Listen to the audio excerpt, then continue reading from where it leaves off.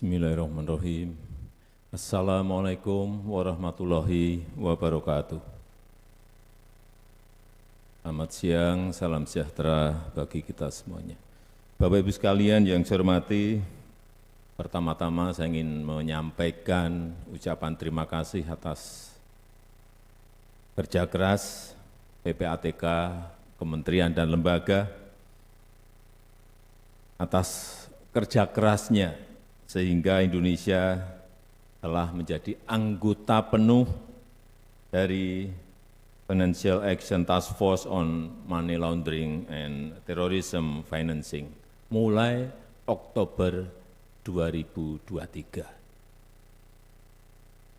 Kadang saya juga melihat itu malu. Karena di keanggotaan G20 yang belum masuk tinggal kita saja. Yang lain sudah diterima sebagai anggota penuh FATF. Sehingga ini memang kita harus tepuk tangan untuk kerja keras PPATK dan kementerian lembaga. Karena ini bukan hal yang mudah untuk bisa diterima.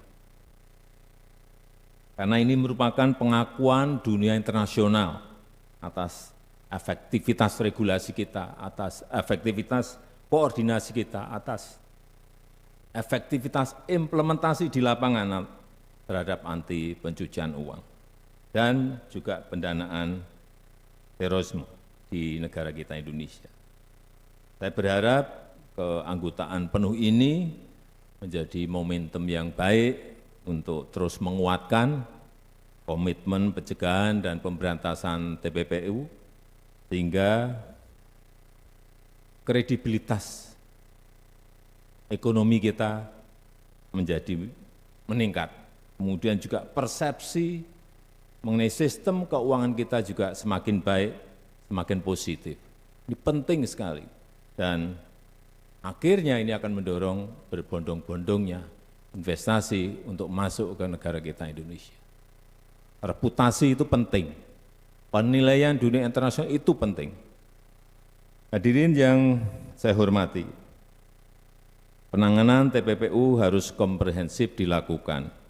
Kita harus 2 atau 3 langkah lebih maju dari para pelaku dalam membangun kerjasama internasional, dalam memperkuat regulasi dan transparansi, dalam menegakkan hukum yang tanpa pandang bulu, serta pemanfaatan teknologi ini yang penting. Pola baru berbasis teknologi dalam TPPU perlu terus kita waspadai, seperti cryptocurrency, aset virtual, NFT, kemudian aktivitas lokal pasar, elektronik money, AI yang digunakan untuk otomasi transaksi dan lain-lain. Karena teknologi sekarang ini cepat sekali berubah. Bahkan data Crypto Crime Report menemukan ada indikasi pencucian uang melalui aset kripto ini sebesar 8,6 miliar US dollar di tahun 2022. Ini setara dengan 139 triliun rupiah. Secara global. Bukan besar, tapi sangat besar sekali. Ini artinya pelaku TPPU terus-menerus mencari cara-cara baru. Nah, ini kita tidak boleh kalah. Tidak boleh kalah canggih. Tidak boleh jadul. Tidak boleh kalah melangkah. Harus bergerak cepat. Harus di depan mereka, kalau enggak ya kita akan ketinggalan terus. Dan selain TPPU, kita juga harus waspada terhadap ancaman pendanaan terorisme. Ini juga terus-menerus harus kita monitor, harus kita cegah, dan saya berharap PPATK serta kementerian lembaga yang terkait dapat terus meningkatkan sinergi dan inovasinya.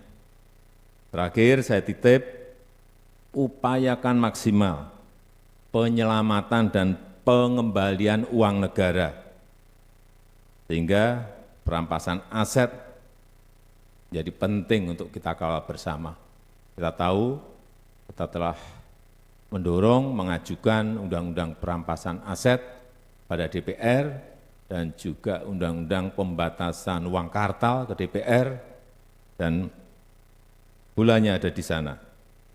Karena kita harus mengembalikan apa yang menjadi milik negara. Kita harus mengembalikan apa yang menjadi hak rakyat. Pihak yang melakukan pelanggaran semuanya harus bertanggung jawab atas kerugian negara yang diakibatkan. Saya rasa itu yang ingin saya sampaikan. Sekali lagi selamat, terima kasih. Wassalamualaikum warahmatullahi wabarakatuh.